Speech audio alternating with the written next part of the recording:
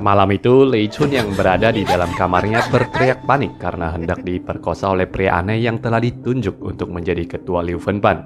Ti Feiqing yang hendak menolong adiknya dihentikan oleh Yan Xian yang berjaga di depan pintu sehingga terjadilah peraduan tapak di antara mereka. Tak peduli sebesar apapun usaha Ti Feiqing untuk menerobos, Yan Xian yang menghalanginya ternyata sangatlah tangguh sampai-sampai Ti Feiqing harus jatuh bangun berkali-kali, namun semua upayanya sia-sia saja. Pada akhirnya, Lei Chun yang histeris dan trauma berhasil mengatasi ketakutannya selama ini. Pria aneh itu tertancap oleh tusuk konde hingga tewas, dan Yan Xian pun menyatakan inilah sikap keberanian yang diharapkan dari seorang Lei Chun. Dia pun meminta Lei Chun untuk mencari Perdana Menteri di keesokan harinya dan pergi begitu saja dari sana. Setelahnya, Lei Chun hanya bisa menangisi kemalangannya di hadapan Ti Feiqing.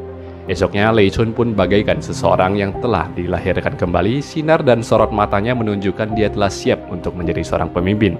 Di hadapan Perdana Menteri Cai, Lei Chun meminta maaf telah membunuh orang yang telah dikirimkan semalam, lalu menyatakan kalau dia akan menggantikan peran ayahnya selama ini sebagai pemimpin Liu Fenpan sekaligus petinggi grup Yao Qiao. Kemudian Lei Chun pun menuju ke kedai minum yang suka ditongkrongin oleh Pai Choufei. Sambil memainkan kecapinya untuk menarik perhatian Pai Choufei yang ada di dalam, ia sambil mengingat kembali pesan terakhir ayahnya. Selain berpesan agar dia tidak membalaskan dendam, Lei Chun juga berpesan agar dia mencari Pai Choufei jika dendam itu mau dibalaskan. Pelayannya lalu masuk ke kamar Pai Choufei, memberitahukan nonanya yang akan melakukan perjalanan solo ke desa Chuhe untuk mencari backingan kekuatan dari Sekte Pili. Pelayannya berharap Tuan Muda Pai bersedia untuk diam-diam mengikuti dan melindungi nonanya di sepanjang perjalanan nanti. Malam itu, Pai Choufei pun memanggil-manggil nama Wang Xiaoze dan Wen Rou untuk segera keluar dari kamar mereka. Rupanya dia mau melukis mereka untuk dijadikan sebagai kenang-kenangan. Wen Rou dan Xiaoze yang nakal itu pun berpose seganteng dan secantik mungkin dalam proses pelukisan itu, sambil diiringi oleh canda gurau di antara mereka. Setelahnya, Wang Xiaoze dan Wen Rou sempat protes karena di lukisan itu hanya ada mereka berdua. Pai Choufei memberitahukan dia akan pergi sementara waktu ke desa Chuhe untuk melindungi Lei Chun. Setelah dia kembali nanti, pastinya dia akan menambahkan lukisan dirinya ke dalam lukisan ini. Wen Rou dan Xiaoze pun memberikan harapan best of luck mereka agar perjalanan Pai Choufei berjalan lancar. Saat fajar menyingsing, Lei Chun pun memacu kudanya untuk melakukan perjalanan solonya setelah sempat berpamitan dengan Ti Feiqing. Pai Choufei sementara itu mempersiapkan dirinya dengan baik dan dia juga berangkat meninggalkan gerbang ibu kota untuk mengekori Lei Chun. Di sana, Wang Xiaoze menyiapkan sebotol arak terbaik untuk menemani kakaknya di sepanjang perjalanan. Hanya satu yang Wang Xiaoze pinta, semoga kakaknya lekas kembali. Xin lalu beralih ke sebuah tempat yang dinamakan dengan Kuil Qinglong. Di sana terlihat seseorang yang tampak sangat ahli dengan permainan tombaknya. Dia adalah Cuke Chengwo, paman guru dari Wang Xiaoze. Di istana, Fu Chongsu tengah memberikan saran untuk menghabisi Su Mengchen yang selalu menjadi halangan dan ancaman bagi bisnis mereka. Tapi tampaknya Perdana Menteri Cai malah lebih khawatir terhadap seorang mantan rival politiknya di istana. Orang itu adalah Cuke Chengwo yang berminat dia ambil nyawanya, sehingga Fu Chongsu pun menyarankan agar Yan Xian yang turun tangan. Yan Xian lalu menjelaskan di antara mereka tiga bersaudara seperguruan, bakat dari seorang Cuke Chengwo adalah yang tertinggi. Sedangkan dalam ilmu formasi, guru Wang Xiaoze adalah yang terbaik. Tapi kalau bicara bela diri, tentu saja kungfunya lebih baik dibandingkan kedua saudaranya. Namun Perdana Menteri Cai tidak ingin membunuh Cuke Chengwo lewat tangan Yan Xian. Semua orang tahu kalau dia dan Cuke Chengwo bermusuhan. Semua orang juga tahu Yan Xian adalah tangan kanan kepercayaannya. Jika Yan Xian yang membunuh Cuke Chengwo, maka sama saja memberitahukan dunia dia adalah pelakunya. Perdana Menteri lalu datang dengan sebuah ide agar membuat Wang Xiaoze membunuh paman gurunya sendiri. Segera setelah itu, Yan Xian pun muncul dan menyerang Wang Xiaoze. Lewat beberapa pertukaran jurus itu, terlihat Wang Xiaoze yang bersenjatakan pedang tidak mampu mengungguli Yan Xian.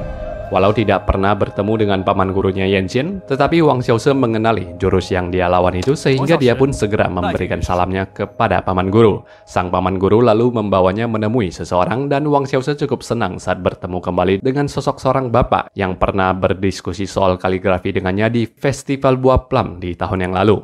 Dengan karakternya yang cerdas, Wang Xiaoze akhirnya bisa menebak kalau si bapak ini adalah Perdana Menteri, dan dia pun mulai digiring untuk membahas soal grup Yao Qiao. Xiaoze cukup terkejut saat mengetahui seorang Perdana Menteri juga bisa tahu soal grup rahasia tersebut. Ujung-ujungnya Perdana Menteri mengatakan Zhuge Chengguo adalah pemimpin dari grup Yao Qiao, yang dimana ini lagi-lagi membuat Wang Xiaoze kembali tercengang. Dia tidak percaya paman gurunya Zhuge Chengguo yang reputasinya sangat santer dan terhormat itu disebut sebagai dalangnya. Namun Perdana Menteri mengundangnya untuk masuk ke dalam ruang kerjanya. Di sana Fu Chongsu memainkan perannya untuk meyakinkan sandiwara pembodohan itu.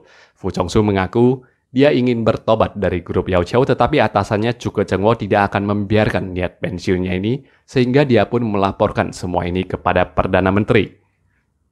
Meskipun sandiwara itu dimainkan dengan sangat sempurna, Xiaoze terus menepis dan membela paman gurunya itu hingga ia pun ditantang untuk menyelidiki kebenaran itu sendiri. Pulang dari sana, Wang Xiaoze yang tidak dalam mood yang baik pun mencueki Wenrou yang menyapanya. Dia berpikir keras dan cukup bimbang di antara keyakinan dan kecuriganya. Akhirnya Xiaoze pun memutuskan untuk pergi ke alamat yang diberikan agar bisa melihat sendiri bagaimana Zhuge Chengguo yang dikatakan sebagai seorang penguasa yang mencari keuntungan sendiri. Pasar malam yang telah disetting itu tampak sangat alami dengan aktor bayaran yang juga terlihat sangat natural dan meyakinkan. Dari awal sampai akhir pengamatannya, Wang Xiaoze dibuat untuk memperdalam kecurigaannya terhadap reputasi paman gurunya sendiri. Seperginya Wang Xiaoze dari sana, seorang aktor bayaran yang tidak sabar untuk membelanjakan uang bayarannya diracun hingga mati oleh si pengurus sandiwara pasar malam tersebut. Sementara itu, Wang Xiaoze pergi mencari Ti Feiqing untuk menanyakan soal grup Yao Qiao. Tentunya sampai pada tahapan ini, Ti Feiqing tidak berniat menyembunyikan rahasia tersebut dari Wang Xiaoze, karena memang Ti Feiqing sedari dulu memiliki niat kerjasama dengan Pavilion Hujan. Meski kerjasama itu belum pernah terbentuk, dia memperingatkan Wang Xiaoze akan konsekuensi yang harus diambil saat melawan grup Yao Qiao. Wang Xiaoze tidak akan tahu siapa itu kawan dan siapa itu lawan karena mata-mata dan pembunuh dari grup Yao Qiao ini bertebaran di mana-mana. Ti Feiqing lalu pun menuliskan nama depan dari pemimpin grup Yao Qiao di atas meja. Nama itu adalah Perdana Menteri Cai, dan ini sesuai dengan tebakan dari Wang Xiaoze yang menuliskan huruf yang sama di meja itu. Ternyata dalam pengamatannya di pasar malam itu, Wang Xiaoze hanya berpura-pura pergi di saat itu dan dia diam-diam mengawasi proses aktor bayaran yang diracun hingga mati itu. Sepulangnya dari pertemuan itu, Wang Xiaoze pun berpikir semalaman untuk merencanakan bagaimana membalikkan keadaan dari dirinya yang hendak dimanfaatkan oleh Perdana Menteri. Ini adalah momen yang sangat penting bagi Wang Xiaoze untuk membulatkan determinasinya dalam melawan grup Yao Qiao. Dia menimbang-nimbang apa yang telah diperingati Ti Feiqing kepadanya, bahwa jika memang mau melawan Yao Qiao, tidak bisa melakukannya dengan setengah-setengah dan harus menjalaninya dengan sebuah totalitas. Untuk itu dia pun mengubah penampilan dan sifatnya dengan pergi mencari Yang Wuxie, menanyakan soal informasi Zhuge Chengguo. Wang Xiaoze menggunakan taktik untuk memperdaya lawan. Dia ingin meyakinkan bahwasannya rencana dari Perdana Menteri untuk mengelabuinya telah berhasil. Untuk itu dia pun menceritakan kecurigaannya terhadap Zhuge Chengguo di hadapan banyak orang, sengaja membiarkan mata-mata mencuri dengar percakapannya dengan Yang Wuxie. Yang Wuxie yang merasa sikap Xiaoze yang aneh pun menceritakannya kepada Wenrou, dan Wenrou yang mendapatkan perlakuan dingin dari Wang Xiaoze tentu saja juga merasa demikian. Saat bertemu dengan Wenrou, Wang Xiaoze lagi-lagi membahas soal Zhuge Chengguo karena dia yakin banyak sekali mata-mata yang ada di dalam sekte Pavilion Hujan. Rencananya berjalan mulus, tentunya mata-mata yang mengintai itu mengira Wang Xiaoze telah terperdaya oleh hasutan Perdana Menteri. Namun di sisi lainnya, hal ini pun membuat Wenrou semakin bingung dan mulai ngambek terhadap Wang Xiaoze yang dianggapnya kurang perhatian kepadanya. Di sisi lain, Pai Choufei yang diam-diam mengikuti Lei Chun telah hampir mencapai tujuan akhir. Tak disangka olehnya, Lei Chun menyambutnya dengan sebuah lentera untuk menyusuri jembatan yang menuju ke desa Chuhe. Di tempat peristirahatan, Putri Lu Fenpan ini menyatakan rasa terima kasihnya kepada Pai Choufei yang telah diam-diam mengikuti dan melindunginya. Pai Choufei mengatakan sebenarnya dia tahu kalau pelayannya yang datang mencarinya kemarin itu bukan atas inisiatif dari pelayannya tersebut, tetapi atas inisiatif Lei Chun. Namun Pai Choufei menegaskan apapun yang diharapkan Lei Chun darinya, pasti dia akan melakukannya. Ya istilahnya Pai Choufei ini cuma mau bilang gua siap ngebucin gitu loh. Apa sih yang nggak buat lu? Saat malam mulai larut dan Lei Chun yang telah bersiap untuk istirahat, Pai Chou-fei tetap berjaga di luar dengan cahaya lentaranya, di mana ini mengingatkan momen kebersamaan Lei Chun dengan Su Mengchen. Sementara itu di Pavilion Sanhe, belakangan ini Wang Xiaoze lebih banyak menyendiri dan termenung dalam memikirkan cara-cara untuk berhadapan dengan grup Yao Qiao. Dia cukup kaget saat disapa oleh sesosok yang sudah tidak asing baginya. Rupanya, Chu Xiaoyao telah kembali ke ibu kota. Sangat tidak terasa, waktu 1 tahun telah berlalu sejak kematian Quan Chi dulu. Chu Xiaoyao mengatakan dia tidak pernah menyesal saat mengkhianati Su Mengchen dalam menyelamatkan Quan Chi. Meskipun pengkhianatannya terhadap Su Mengchen adalah sesuatu yang salah, tetapi apa yang dia lakukan untuk menyelamatkan Quan Chi adalah sesuatu yang benar menurutnya. Malah dia merasa hidupnya tidak akan bahagia seperti sekarang ini jika dulunya dia tidak menyelamatkan Quan Chi. Untuk itu, dia pun memberikan nasihat kepada sahabatnya yang tengah murung itu agar tidak ragu dalam melakukan sebuah hal yang dirasa benar, walaupun hal itu bisa menyakiti orang-orang yang kita sayangi. Nasihat itu berhasil membuat Wang Xiaoze mendapatkan kembali secuil senyumannya yang telah lama hilang. Mereka lalu minum sambil mengobrol soal apa yang terjadi di 1 tahun terakhir ini, sedangkan Wenrou ditemui oleh Xiao Shuang yang mengabarkan kakaknya telah kembali ke ibu kota. Wenrou lalu mengikuti Xiao Shuang menuju ke Pavilion Sanhe dan bertemu dengan Wang Xiaoze yang kembali mencuekinya. Hal ini pun membuat Wenrou menjadi sangat frustasi dengan perubahan sikap Wang Xiaoze yang penuh dengan tanda tanya. Dengan keras dan lantang, Wang Xiaoze mengusir Wenrou untuk tidak mengganggunya yang ingin menyendiri. Pai Chou-fei dan Lei Chun pada akhirnya telah tiba di desa Chuhe, sebuah desa pegunungan yang dikuasai oleh Sekte Pili, di mana pada saat ini tengah terjadinya pertikaian internal di dalam Sekte Pili.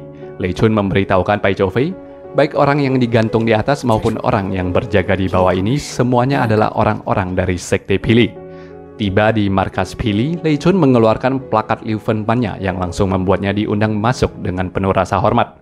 Di dalam aula, terlihat Lei Tian yang memimpin sekte ini tengah mencukur jenggot seorang elder yang telah berumur 97 tahun. Lei Tian menyambut tanpa memberikan hormat sambil mempersilahkan kedua tamunya ini untuk duduk. Setelah menyelesaikan urusan cukur-mencukurnya, Lei Tian dengan sifat angkuhnya langsung menolak panggilan bantuan dari Liu Fenpan. Tentunya teman-teman masih ingat hubungan antara Liu Fenpan dengan sekte Pili. Kedua sekte ini berasal dari sebuah keluarga besar yang sama. Liu Fenpan yang kini lebih superior pastinya memiliki hak untuk memanggil bantuan dari sekte Pili, dan inilah yang sedang dilakukan oleh Lei Chun yang ingin menagih kesetiaan kepada semua personil dari sekte Pili ini. Namun Lei Tian beralasan kekuatan sekte Pili yang kini tengah terpecah menjadi 2 kubu, yaitu kubu yang dipimpin olehnya dan kubu pemberontak yang dipimpin oleh Lei.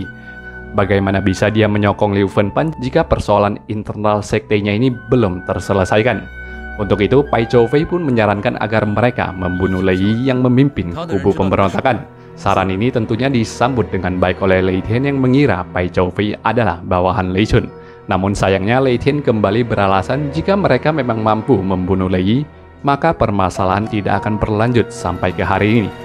Lei Chun kemudian memberitahukan bahwa Pai Chou-fei bukanlah bawahannya, melainkan adalah temannya, sedangkan Pai Chou-fei menyatakan dia sendirilah yang akan turun tangan dalam menghabisi Lei. Atas hal ini, Lei Tian pun langsung berjanji jika Pai Chou-fei berhasil menghabisi Lei, maka dia dan semua prajuritnya akan memberikan pengabdian penuhnya kepada Liu Fenpan. Sore itu, Lei Chun pun mengucapkan terima kasihnya kepada Pai Chou-fei yang rela melakukan apapun demi dirinya. Dia mengingatkannya soal pertemuan pertama mereka yang sebenarnya tidak terjadi di dermaga. Faktanya Pai Chou-fei tahu akan hal itu. Dia ingat ketika dia menghentikan konvoi Liu Fenpan di tengah festival parade desa Xiliu adalah pertama kalinya mereka berjumpa. Saat malam menjemput, Pai Chou-fei pun menyiapkan kedua belati andalannya beserta semua amunisi anak pisau terbang yang ada. Lalu saat Pai Chou-fei berjalan keluar untuk menuntaskan misinya dalam membunuh Lei, Lei Chun mengingat kembali aksi pengkhianatannya terhadap Pai Chou-fei.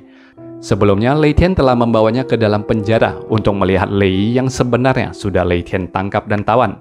Lei Tian berbohong karena dia tahu lelaki yang bersama Lei Chun ini adalah Pai Chou-fei yang telah membunuh 5 pendekar Pili yang direkrut oleh Lei Mei dulunya. Kelima pendekar Pili ini adalah kakak dari Lei Tian sehingga dia ingin menjebak dan membunuh Pai Chou-fei untuk melakukan pembalasan dendam.